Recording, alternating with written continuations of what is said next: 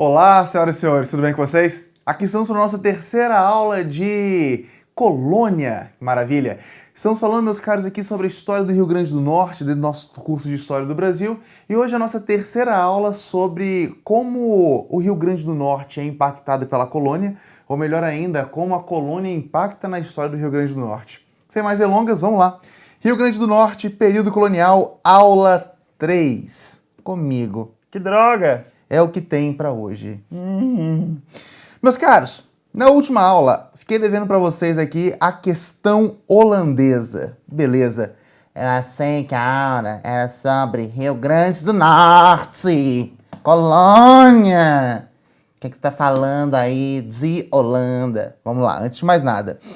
Rio Grande do Norte, meus caros. Aqui, ó, fazer aqui a capitania, ó, que maravilha, do Rio Grande do Norte. Mais ou menos por aqui, a gente já tinha visto, né? Big River of the North, né?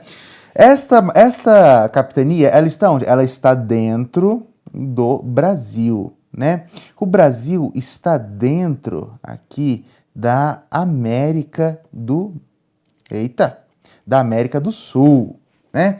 Que está dentro da América. América que está dentro do mundo. Então, muitas vezes, algo que está acontecendo no mundo, principalmente nessa época aqui na Europa, vai influenciar diretamente os nossos caminhos aqui. A bem da verdade é que até ali, 1822, ou seja, toda a fase colonial, o Brasil, ele praticamente não tem vida própria. E mesmo depois aqui da Declaração de Independência, a nossa vida própria ainda é muito questionável. Tá? Então a gente está sim à deriva de outros eventos de escala mundial. E, meus caros, não há como negar, mundialmente falando, a Europa é o que está ditando moda pra gente, né, nesse período aqui. Então, questão holandesa a gente tem que saber, até porque ela está diretamente ligada com o Brasil, com Portugal. Vamos lá. Pra gente falar de questão holandesa, para você entender o que é essa questão holandesa, a gente tem que entender que no nosso período colonial, nós tivemos dois grandes ciclos econômicos. Você sabe muito bem quais foram. O ciclo do açúcar e o ciclo do ouro. Ai, e o pau-brasil? Cara, o pau-brasil não é um ciclo gigantesco a ponto de entrar aqui junto com esses dois, que são os maiores. Sendo que o do ouro, Jesus amado, né? O do ouro realmente foi aqui a grande expansão da economia no Brasil. Mas a questão que envolve a Holanda, ela não está dentro do ouro. Ela está dentro aqui do açúcar. Que o que acontece? Nessa época aqui, século XVI, o açúcar, ele é quase um bem de luxo, tá? Não é muito fácil de você plantar, não é fácil de você colher, você precisa de uma área muito grande. Então, assim, plantar açúcar no Brasil, antes de mais nada, foi uma questão estratégica. Veja bem, você pode tirar o açúcar de várias... Posso dizer, você pode tirar o açúcar de várias plantas. Você não precisa tirar exatamente da cana-de-açúcar. Tem outras também. Mas a cana ela tem uma vantagem, que é qual? Como o caule ele é muito longo, tem muito caldo, a produção de açúcar por metro quadrado ela é muito intensa. Mas para isso você tem que saber fazer a produção da cana-de-açúcar, a produção do açúcar através da cana-de-açúcar. E aí que está a grande situação. Olha só, Portugal, vamos apagar aqui. Portugal, nosso amigo Portugal, decidiu plantar açúcar no Brasil porque já tinha know-how, já sabia como plantar açúcar. A produção, ó, o Cebolinha está dando aula, a produção de açúcar no Brasil, ela parte do seguinte pressuposto, você tem que fazer, antes de mais nada, o plantio, óbvio, né? Depois do plantio, você faz a colheita. Depois da colheita, você faz aqui a moagem. Depois da moagem, você faz a purga. Depois da purga, você faz aqui o aquecimento. Opa, não. A purga você já faz o aquecimento. Você faz aqui depois o arrefecimento, também chamado de resfriamento. Depois você faz a moldagem. E por último, o refino. Isso daqui é a lógica de produção da cana-de-açúcar, beleza? Tendo isso em vista, o plantio da cana, ele possuía uma técnica secreta. E esse aqui é um dos primeiros pontos de importância na produção de cana-de-açúcar no Brasil. Não é todo mundo que sabe plantar cana-de-açúcar. Essa maravilha... Meus caros, a cana-de-açúcar, a gente sabe, ela não é brasileira de fato, né? Foi trazida do Oriente. E quando os nossos amigos portugueses estavam ali nos seus contatos com o pessoal, comprando especiarias e tudo, eles acabaram conseguindo comprar o segredo também ali do plantio da cana. Que a cana, ao longo dos anos, ao longo de sua, digamos não, né? O termo correto é esse. Ao longo da sua domesticação pelo homem, ela foi sendo tratada de uma forma ao ponto que ela perdeu a sua semente. Então a gente tem ali a mesma coisa, o mesmo caso da banana, por exemplo, que também são frutos partenocárpicos, onde você não tem mais semente. A banana tem uns pontinhos, vou escrever, vai reclamando. Você está matando a aula de biologia, jovem. Aqueles pontinhos não são sementes, tá? Você pega aquilo ali da banana, colocar no chão, não vai nascer uma bananeira. Essas plantas geram ali uma baixa variabilidade genética, já que o que você tem, na verdade, de uma para outra, é o corte de mudas. Qual que é o grande lance? Para você cortar a muda certo da cana, você tem um espaço certinho antes do nó e depois do nó que você corta para que você consiga colocar aquele pedaço no solo e ele floresça. Ou seja, não é em qualquer lugar, não é de qualquer forma que você vai fazer um corte de cana e vai dar origem a um pé de cana. Quem sabia fazer a plantação direitinho, só, né, aqui no nosso mundo europeu, só um país sabia fazer. Quem tinha essa técnica secreta era Portugal. Portugal sabia a técnica secreta de onde cortar aqui o caniço da cana-de-açúcar para plantar a muda.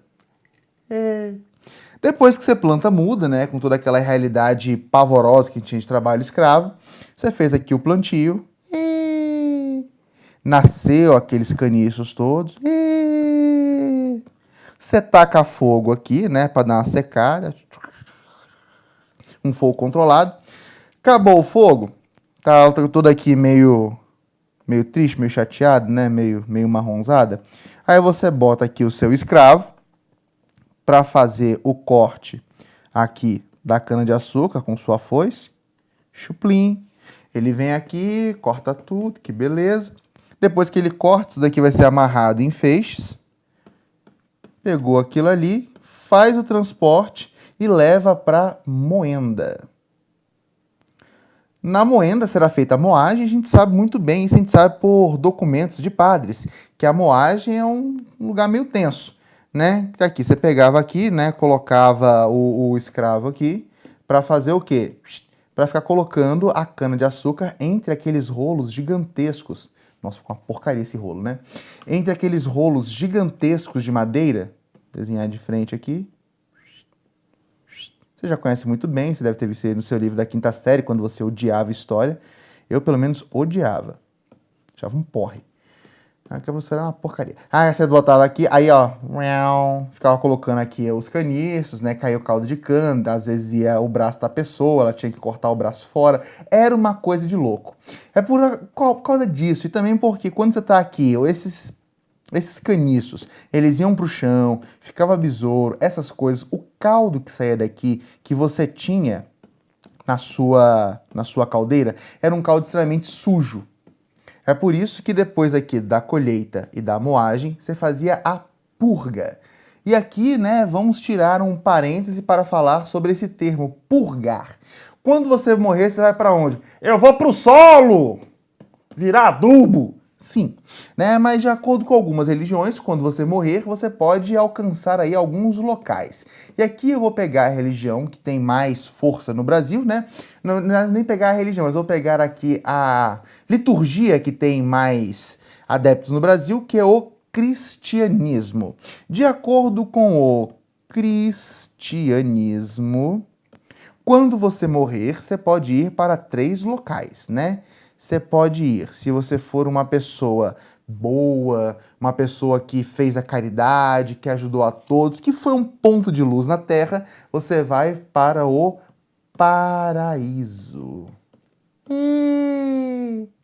Se você, entretanto, for uma pessoa que chutou cachorro, que mentiu, roubou, trapaceou, ou seja, né, tava ali na política brasileira, você vai para o inferno. Vixe! Entretanto, se você foi um ser humano, como o ser humano é, o ser humano é esférico. Fale por você, seu gordo.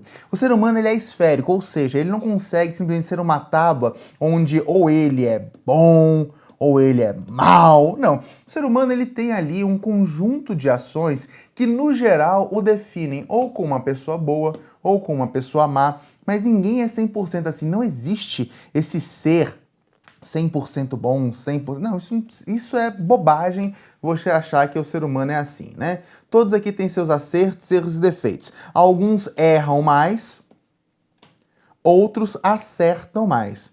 Mas o fato é que ninguém escapa de ser esférico. Principalmente você que é gordo. Para com essa piada, que já não tem graça. Essa pessoa, meus caros, vai para o purgatório. Purgatório é aquele lugar onde você vai porque a sua alma ela ainda está manchada com alguns pecados. O que você tem que fazer aqui então? Das duas uma. Se você não se limpar, se você não entender quem você é, se você continuar sujo, no dia do JF, juízo final, você vai para o inferno. Entretanto, se você meditou, elevou sua mente, se repeliu seus pecados, ou seja, se você obteve o resultado esperado no purgatório, que é se limpar dos pecados, limpar a sua alma, estou limpo. Aí você vai para onde? Você vai para o céu no juízo final. Beleza? Tranquilo? Você está no purgatório para fazer o quê? Para limpar. O que significa o termo purgar? Limpar. Então, quando você ouvir a purga dos pecados, o purgatório, a purga da cana-de-açúcar, é um termo arcaico para limpeza. A limpeza é muito simples, até porque limpar o pessoal sabe desde a Grécia Antiga, né? O que faz as coisas limparem? Cara, é você usar sabão.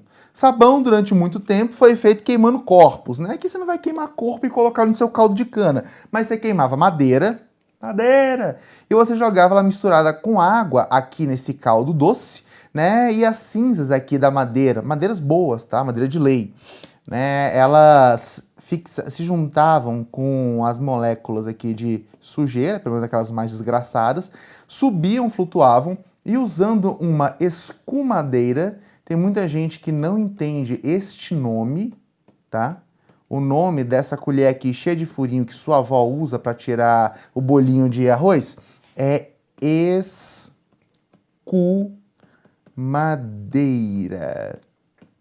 Não é espumadeira, não? Espuma. É tudo a mesma coisa. Como esse aqui foi dado, né, o nome muito tempo atrás, pelo arcaico escuma. Beleza? Então o nome realmente é escumadeira. Bizarro, não? Se eu quiser chamar de espumadeira, você pode? Meu filho, você comprou. Se você quiser chamar de Jorge, você chama. Tá? Mas você pega aqui a sua escumadeira, vai tirando essa sujeira toda e você repete esse processo aqui 3 vezes. Repetir esse processo 3 vezes, vem aqui o arrefecimento. Vem aqui também o resfriamento. Resfriamento é muito fácil também de você fazer. Resfriamento, você pegar esse caldo todo quente aqui, que está na caldeira, nessa caldeira de cobre, por isso que o lugar onde você fazia, né, essa processo todo chamado de casas caldeiras ou casas de cobres, você pega aqui esse caldeirão cheio de caldo quente e você joga num tacho. Um tacho. Jogou aqui no tacho, o tacho é mais aberto, né? Então você tem uma superfície de contato maior com o ar para sair aqui essa espuma e esse vapor. Você bota uma pessoa aqui mexendo com um colherão de pau. Pessoa tá ali mexendo, empolgada. Mexeu ali no primeiro tacho, chegou na temperatura, né, mais baixa que dá ali antes do tacho esquentar e tudo. Se ela parar, jogar isso num barril, por exemplo, deixar lá quieto, parabéns, você criou melaço, chamado também aí de mel de engenho pelos pernambucanos. Que, diga-se de passagem, é uma delícia, né? Você usando isso para comer com queijo, no café, fazer bolo, nossa senhora, a boca chega e encheu d'água. Se você pegar aquilo ali, aquela massa quente do tacho, jogar num segundo tacho, deu um choque térmico, continuou mexendo ali, pá. Quando você parar na temperatura máxima que ele vai conseguir chegar ali, no caso mínima, que ele vai conseguir chegar ali e colocar em formas, parabéns, você tem rapadura. Entretanto, você joga num terceiro tacho, continua batendo, continua mexendo, uma hora ele vai começar a cristalizar. Você vai sentir como se estivesse formando areia ali dentro. Ele está começando a cristalizar, está começando a açucarar. Nesse momento, os engenhos já tinham olarias, né? Então você fazia ali formas de barro, onde você colocava aquele caldo grosso ali dentro, que ia secar mais um pouco, e depois, quando você tirava, como a forma, ela era... Deixa eu desenhar a forma. A forma da forma era mais ou menos assim, né? Tinha um furinho aqui. Eu tô passando a mão para apagar, ainda bem que vocês não estão vendo isso. Que cena ridícula. Mas enfim, aqui tinha um furinho, né, para secar o excesso. Ficava aqui, quando você finalmente terminava de secar, que você tirava, ficava desse jeito aqui, com esse formato. Isso daqui era chamado de quê? Era chamado de pão de açúcar. E talvez você que conheça o Rio, sua cabeça esteja explodindo um pouco, né? Já que a forma do pão de açúcar, daqueles morros, é dado pelo pão de açúcar que você fazia aqui, né? Bonitinho. Esse pão de açúcar, quando você tira, ele tá num degradê. Tem uma parte mais escura aqui no fundo, que você usa para fazer açúcar mascavo. Daqui ele vai ficando até ficar mais esbranquiçado, mas ainda é uma parada meio marronzinha, sabe? Meio cor de açúcar demerara. O que acontece? A partir daqui, o açúcar, ele é um açúcar rústico, um açúcar grosseiro, que até adoça, mas em muita quantidade. Para ele que ele fique mais comercial, você tem que fazer o refino. E aí vem a parte legal. Quem é que sabia fazer refino de açúcar? Portugal sabia fazer? Não. Quem fazia o refino do açúcar era a Holanda. Portugal tinha um acordo comercial com ninguém mais, ninguém menos que a nossa amiga Holanda. Ok? Portugal tinha um acordo com a Holanda. Portugal plantava, colhia, moía, fazia todo aquele processo rude, longo de produção de cana-de-açúcar até o momento que ela formava o pão. Formou o pão de açúcar, navios holandeses paravam na costa brasileira, paravam nas costas que produziam açúcar, né? Principalmente ali Bahia e Pernambuco, São Vicente também, né? Paravam lá, compravam esses pães direto da galera, iam para as Antilhas, que são as ilhas deles. Lá eles faziam refino, eles não sabiam plantar cana-de-açúcar, eles faziam açúcar de beterraba. E assim, você planta uma beterraba para um caniço de cana-de-açúcar, cara, você precisa de muitos metros quadrados de beterraba plantado para atingir ali o equivalente a um caniço de cana-de-açúcar. Então, para eles era mais vantajoso nem plantar mais a porcaria da beterraba, só comprar ali aqueles pães, refinar, porque eles sabiam os segredos de refino, sabiam que materiais químicos usar, como fazer, etc e tal, e eles mesmos revendiam isso ao longo da Europa. Iam passando, circunnavegando e fazendo ali a venda deles. Tranquilo. Show de bola. A vida estava linda assim, todo mundo estava feliz, até a aula passada que tivemos União Ibérica. Porque na União Ibérica, o rei Filipe II da Espanha, agora Filipe I também de Portugal, ele olha para aquela situação e fala: ó, Portugal agora é minha, vamos lá, Portugal, com quem você tem acordos comerciais? Com a Holanda. Olá, Holanda, tudo bem? E a Holanda já falou: tudo bem. Holanda quer continuar, né, com os acordos comerciais que você tem com Portugal e Holanda. Sim, né, seria bom. Já estão firmados, estão funcionando. E a Espanha disse: muito bem, você pode continuar com os acordos com Portugal, serão mantidos do jeito que estão, desde que você volte a ser minha colônia. A Holanda tinha sido colônia da Espanha. Há pouco tempo tinha sido independente, a Espanha não admitia. Queria ela de volta. E a Holanda falou: mas nem que a vacatuça. Tô muito bem aqui. Aí nisso, então, né, a Espanha falou, ah, é? Pois é o seguinte, ou é do meu jeito, ou não é de jeito nenhum. Eu quero que você seja minha colônia de novo. Se você não for, está encerrado o nosso acordo. A Holanda falou, pois encerre. E o que a Espanha fez? Ah, é? Então tá encerrado, não pode mais comprar, não vou mais vender nada pra você, você que se exploda. A Holanda ficou brava pra caramba, até porque ela já tinha depositado boa parte dos seus esforços comerciais, não apenas em poder comprar, mas ela contava com o dinheiro das vendas, que se tornou algo massivo para ela vender açúcar. Ela falou, cara, assim não dá. O que eu vou ter que fazer? Vou ter que invadir o Brasil. E é isso exatamente que ela faz. Nós temos aí as invasões holandesas no Brasil por conta de um acordo comercial que até então era muito bacana, mas durante a União Ibérica a Espanha avacalhou com a nossa amiga Holanda. Avacalhou com os batavos, beleza? Então olha só, nessa questão holandesa toda, nessa questão comercial que leva aqui às invasões holandesas. Você vai ter invasões holandesas no Brasil inteiro. A gente tem primeiro a invasão holandesa em Salvador, que a gente sabe que vai ser ali a mais fácil. A gente tem a invasão holandesa em Pernambuco, que vai ser uma invasão dessa que deixa aí umas marcas bem interessantes na história, né? Se você for a Pernambuco, você vê, não é muita coisa. Mas o que nos interessa aqui é a invasão no Rio Grande do Norte. Qual que é o grande lance do Rio Grande do Norte? Primeiro, o pessoal já pegou Salvador, pegou Pernambuco, velho, sobe e pega Rio Grande do Norte também. Rio Grande do Norte tem uma posição privilegiada ao longo da história toda do Brasil. Rio Grande do Norte sempre foi visto como uma região estratégica, pela forma como ele se lança ali no meio do Atlântico.